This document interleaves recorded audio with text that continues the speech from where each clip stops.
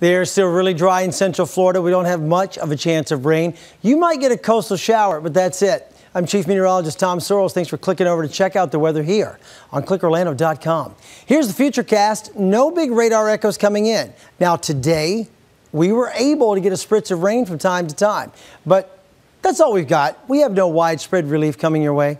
Lows tonight, 55 Ocala, 60 in Sanford, and the overnight low in Orlando is 62. Here's tomorrow. Breakout for tomorrow calls for the daytime high to hit at least 82. We will probably be warmer in spots. Check out the week ahead. 82 does it for tomorrow. Good Friday, dry, 84. Then on Saturday, 84. Sunday, Easter Sunday. Beautiful with a high of 85.